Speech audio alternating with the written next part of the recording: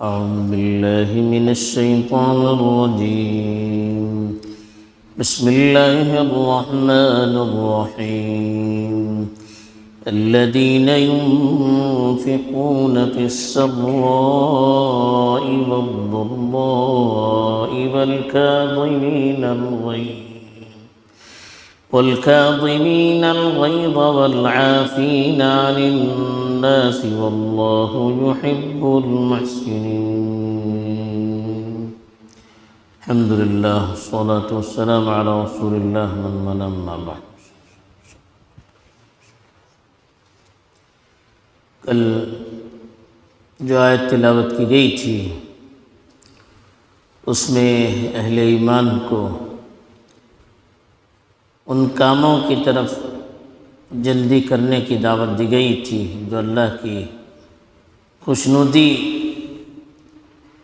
اور رضامندی کا ذریعہ بنتے ہیں، مغفرت اور بخشش کا سامان مہیا کرتے ہیں، اور ایسی جنت کی طرف جو زمین اور آسمانوں کی طرح چوڑی ہے، جو متقیوں کے لیے تیار کر دی گئی ہے۔ اب متقی کون لوگ ہیں، ان کی کیا صفات ہیں؟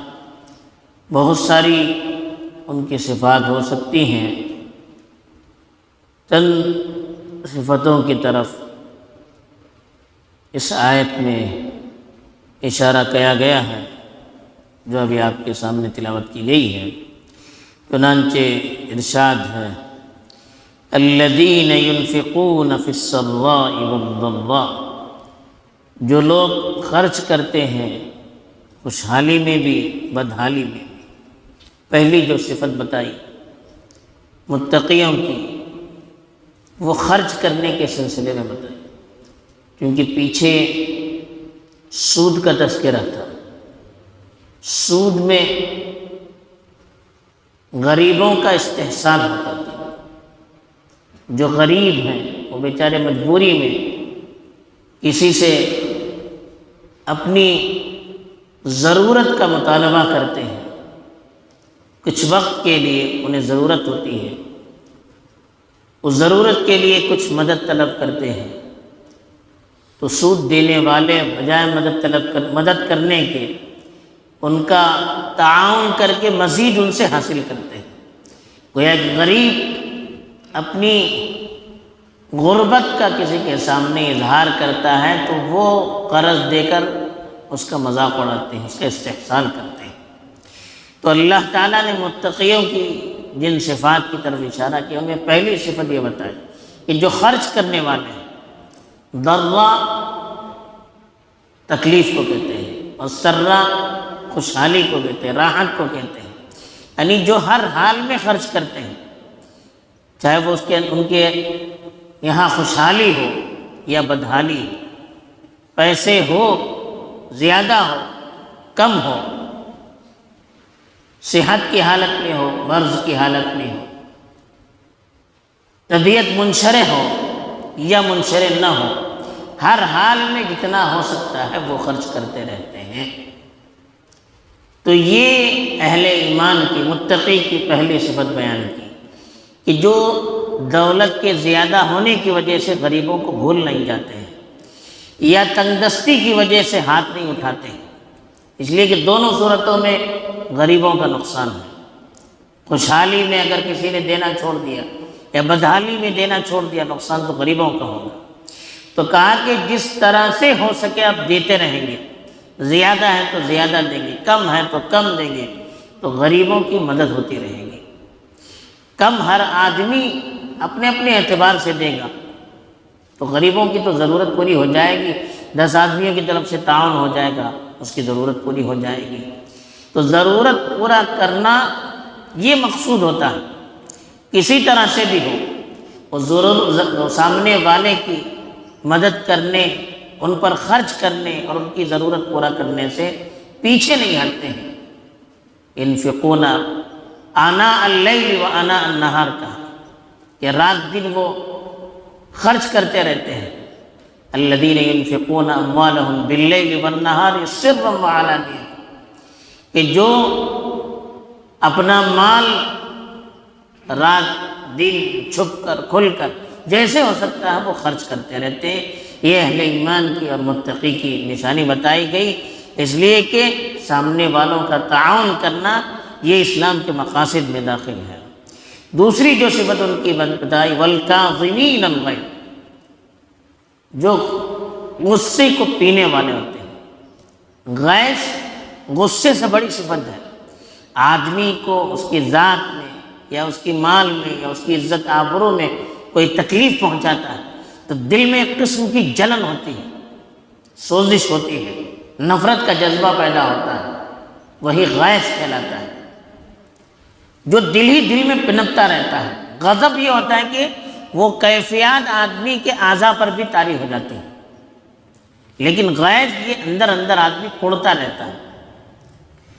تو کہا قضم کے معنی دبانا، پی جانا۔ کہا کہ غصے کو، نفرت کے جذبات کو، اندر جو جلن، درد پیدا ہو جاتا ہے اس کو دباتے ہیں۔ غصہ نہ کرنے کے لیے نہیں کہا گیا، اس لیے کہ انسانی فطرت میں غصہ کرنا ہے۔ کوئی برائی ہوگی، مزاج کے خلاف بات ہوگی، تکلیف ہوگی، نقصان ہوگا، کوئی مذاق اڑائے گا یا اور کوئی پریشانی آئے گی تو غصہ ہونا یہ فطری چیز ہے۔ غصہ ہونا یہ کوئی انسانی فطرت کے خلاف نہیں ہے، یہ فطری چیز ہے، لیکن غصے کے تقاضے پر ہر وقت عمل کرنا یہ برا ہے۔ تو اس لیے کہا غصے کو پیتا ہے، دباتا ہے اور اپنے اوپر کنٹرول کرتا ہے۔ یہ بڑی طاقت کی بات ہے، اپنے اوپر کنٹرول کرنا یہ بہت بڑی بات ہے۔ تو اللہ نے کہا کہ والکاظمین الغیظ، جو غصے کو پیتے ہیں، اپنے غصے کو کنٹرول میں رکھتے ہیں، سامنے والے سے کوئی تکلیف ہوتی ہے، کوئی پریشانی ہوتی ہے تو اس کو دبائے رکھتے ہیں۔ یہ اس وقت کے معاشرے میں کہا جا رہا ہے جو جاہلیت کے معاشرے سے جڑا ہوا تھا۔ اس وقت بات بات پر لڑنا ان کے لیے معمولی بات تھی۔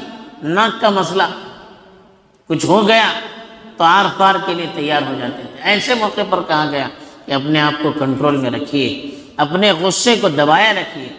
اسی لیے کہا کہ لیس الشدید بالسرعہ، بہادر اور طاقتور وہ نہیں ہے جو دوسروں کو پچھاڑتا ہے، بلکہ بہادر تو وہ ہے من یکظم الغیظ، جو اپنے غصے کو پیتا ہے، اپنے اوپر کنٹرول کرتا ہے۔ غصے کے وقت، جوش کے وقت، جذبے کے وقت اپنے آپ کو کنٹرول رکھتا ہے۔ کہا کہ یہ بہت بڑی بات ہے۔ تو کہا کہ متقی وہ ہے جو غصے کو کنٹرول میں رکھتے ہیں، اپنے غصے کو پی جاتے ہیں۔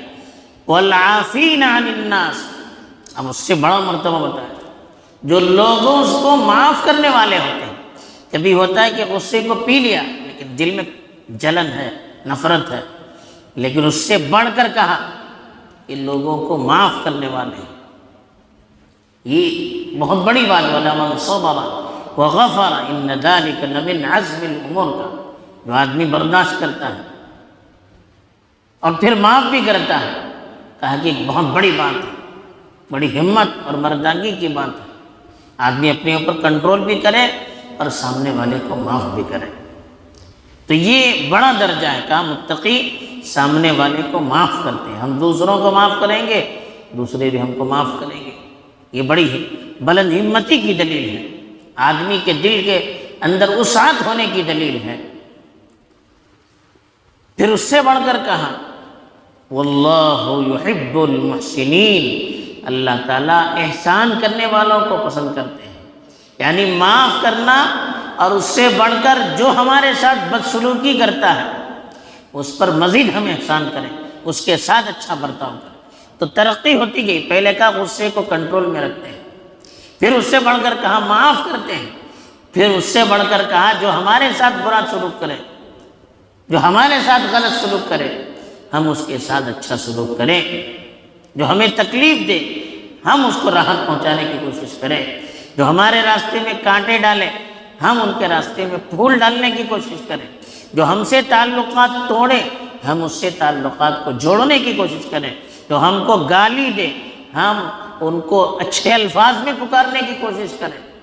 تو بہتر سے بہتر سامنے والے کے ساتھ ہم سلوک کریں، خاص طور پر اس وقت جب سامنے والا ہم سے بدسلوکی کر رہا ہے، ہمارے ساتھ برا سلوک کر رہا ہے، اس وقت ہم اس کے ساتھ اچھا برتاؤ کریں۔ ایسی صفت والے کو اللہ پسند کرتے ہیں۔ تو درجہ بدرجہ ترقی کرتے ہوئے متقی کی صفات یہاں پر بیان کی، 4 صفات بیان کی۔ ایک تو ہر حالت میں خرچ کرتے رہتے ہیں، دوسرے اپنے غصے پر کنٹرول کرتے ہیں، تیسرے قدرت کے باوجود سامنے والے کو معاف کرتے ہیں، اور چوتھے کہا بدسلوکی کرنے والوں پر بھی احسان کرتے ہیں۔ یہ متقیوں کی صفات ہیں، یہ ان لوگوں کی صفات ہے جو اللہ کی نافرمانی سے بچنا چاہتے ہیں اور اللہ کی اطاعت میں زندگی گزارنا چاہتے ہیں اور اپنے آپ کو جنت کا مستحق بنانا چاہتے ہیں۔ یہ صفات بیان کی گئی، مزید کچھ صفات ہیں جو اگلے آیات میں بیان کی گئی ہے۔ اللہ تعالی ہمیں ان صفات سے متصف فرمائے اور معاشرے کو تقوی والی صفات پر نامزد رکھے۔ آمین۔ وآخر دعوانا الحمد للہ رب العالمین۔ سبحان اللہ وبحمدہ، سبحانک اللہم وبحمدک۔